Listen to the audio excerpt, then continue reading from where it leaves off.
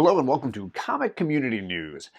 Those of you joining us for the first time, this is where we give you all the important things going on in the comic book community, whether it's the market and where the prices of books are going, whether it's reviews of those great books you can find at your LCS, or whether it's a look ahead at things that are coming up that you don't want to miss. If that all sounds very good to you, then you've come to the right place. Welcome to the news. That's right, and our top story, as always, is the speculation market. Or as we like to call it around here, the main drain. Those books that we're buying that maybe just aren't quite working out well for our wallet, but hopefully are making us feel like they are improving our overall collection. I try to give you a few books that might be books to wait on, books to hold on to, and books to look out for. A little red light, yellow light, green light, but this week we're doing something different. We're focusing on one individual. We're focusing on Rogue from the X-Men. Her first appearances and keys have been all over the map lately, and I thought it would be a great time to dive deep into this character and look at those books that people are calling keys. First up, we've got Avengers Annual 10, the book that is now hitting $1,000 in a 9.8. A book that not too long ago used to be made fun of pretty regularly for being one of the worst covers in comic book history. Now, the first appearance of Rogue in comic continuity is considered to be something of a get, especially in a high grade. This is my red light pick because I'm truly telling you, this is not a book that's going to hold a ton of value forever and isn't, in my opinion, worth the asking price in 9.8s that they're asking these days.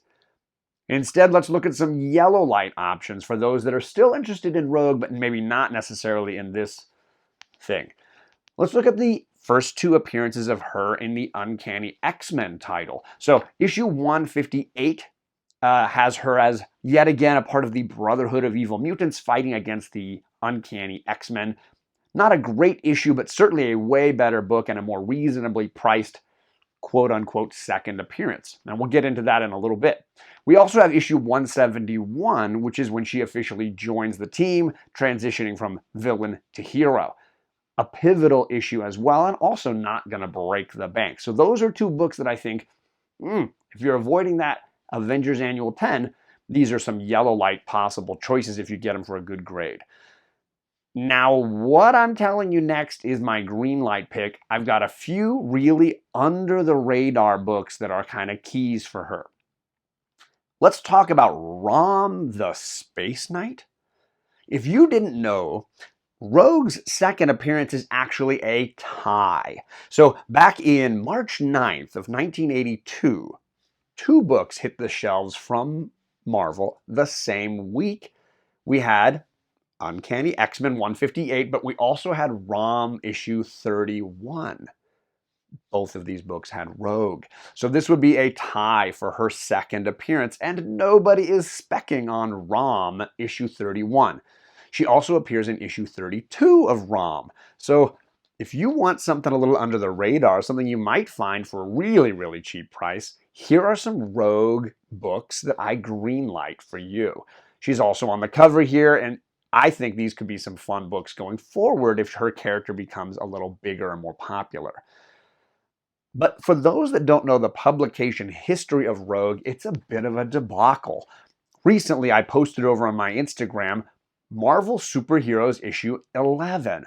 Published in 1992, this is technically where the Rogue character was supposed to first appear, back when Carol Danvers was Ms. Marvel, and her issue number 25 was designed to be the first appearance of Rogue. See, Mystique and Ms. Marvel had been having a sort of back and forth battle, and all those key Mystique books, which I talked about last week in our spec segment, also going up a ton in value. But the book was canceled before issue 25 could be published. Pages had been drawn, stories had been written, and yet it got thrown aside, leaving a big gap in the history of Rogue and her first appearance now, Avengers Annual 10. Well, 10 years later, Marvel decided to publish those unfinished stories, finishing them off and putting them in a sort of an anthology book, Marvel Superheroes issue 11. It's the third story in that collection, And it tells what happened to Carol Danvers when she encountered Rogue and lost her powers. So it's the original artwork that's been updated and finally published for the first time. I think this is a Mondo key for Rogue, and an unusual published kind of issue because it is not necessarily in continuity as it was intended due to the cancellation of Miss Marvel. So if you're looking for some key Rogue books, my green light picks are Marvel Superheroes 11 and ROM, issue 31 and 32. So there you go, a little spec under the radar green light picks. Of course, those Uncanny X-Men yellow light books are also great if you can find for a good grade/price. For right now, I'd say Avengers Annual 10 is probably a book I'd hold off until people start calming down a little bit. I know people said, oh, we got all this like hints about Madripoor and Falcon and the Winter Soldier, but that is, for me, hogwash.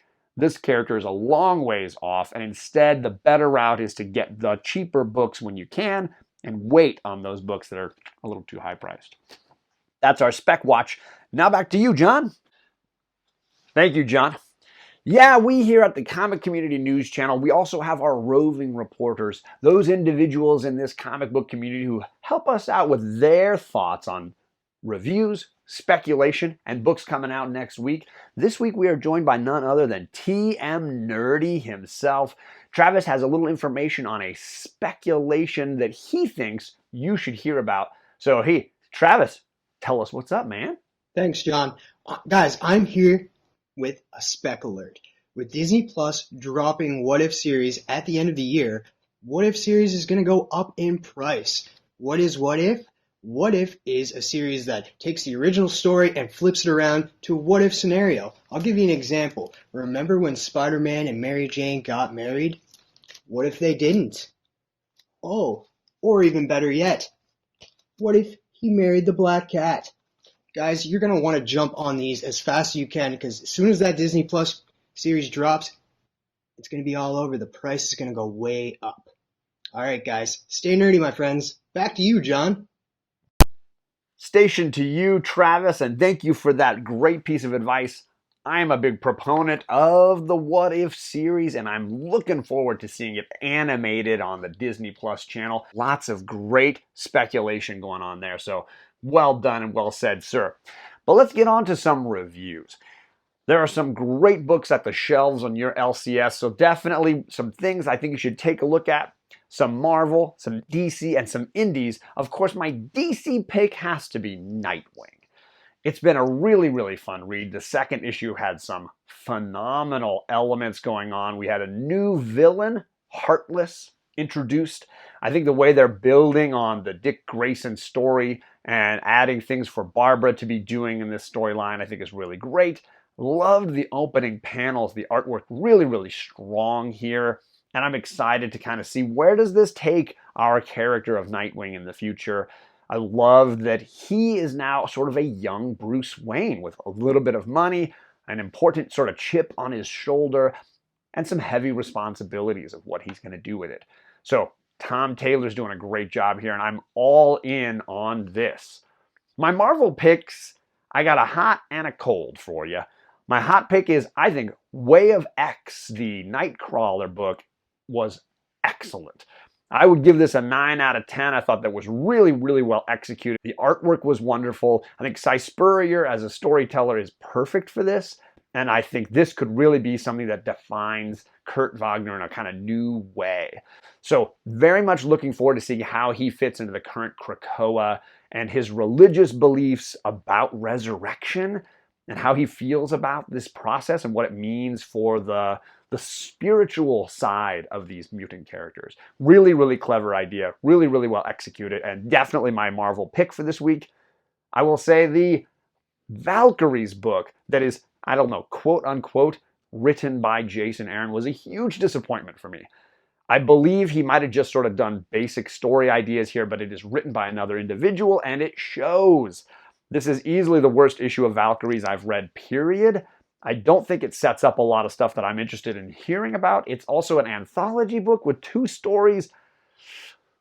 It's like everything I dislike about what DC is doing right now, and they're doing it at Marvel too. So I was not interested in this. I was hugely disappointed by it, and it is not going to be something I will be reading a second issue of, so that one's out of here. But let's talk some indies. The Many Deaths of Layla Starr by Ram V was fantastic. I really enjoyed this. A fun take on the gods of India and how they might look on their work as something of a business.